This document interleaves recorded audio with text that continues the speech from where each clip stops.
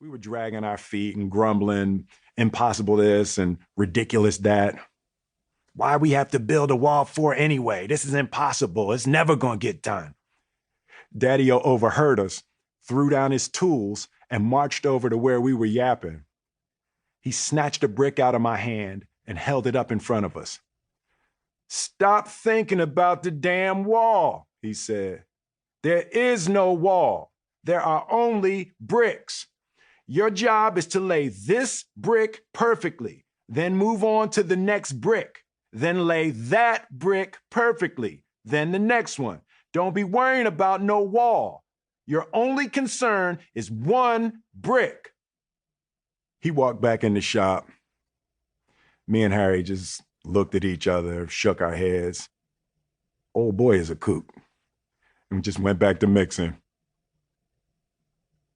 Some of the most impactful lessons I've ever received, I've had to learn in spite of myself. I resisted them, I denied them, but ultimately the weight of their truth became unavoidable. My father's brick wall was one of those lessons. The days dragged on, and as much as I hated to admit it, I started to see what he was talking about. When I focused on the wall, the job felt impossible, never ending. But when I focused on one brick, everything got easy.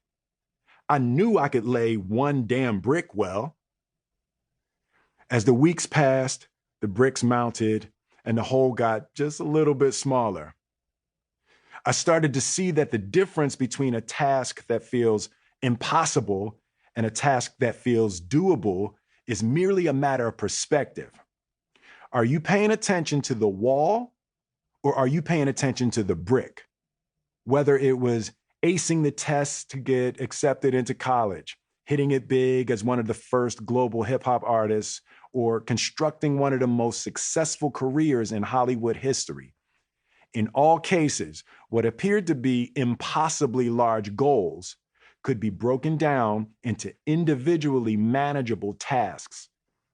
Insurmountable walls comprised of a series of conceivably layable bricks. For my entire career, I have been absolutely relentless.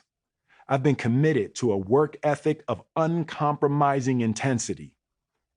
And the secret to my success is as boring as it is unsurprising. You show up and you lay another brick. Pissed off, lay another brick. Bad opening weekend, lay another brick. Album sales dropping, get up and lay another brick. Marriage failing, lay another brick.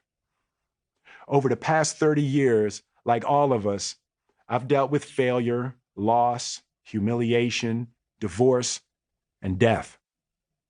I've had my life threatened, my money taken away, my privacy invaded, my family disintegrated.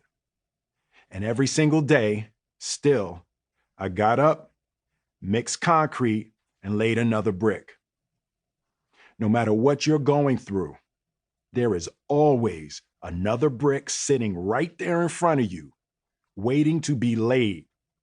The only question is, are you going to get up and lay it? I've heard people say that a child's personality is influenced by the meaning of their name. Well, my father gave me my name. He gave me his name. And he gave me my greatest advantage in life, my ability to weather adversity. He gave me will. It was a cold, overcast day, nearly a year after my brother and I had begun. By that time, the wall had become such a fixture in my life that thoughts of finishing it felt like delusions. Like if we ever did finish, there would tragically be another hole right behind it that immediately needed to be filled. But on that frigid September morning, we mixed the final pile, filled the final bucket, and laid the final brick. Daddy-O had been standing there watching the last few bricks being set into place. Cigarette in hand, he stood quietly admiring our work. Harry and I set and leveled the final brick. Then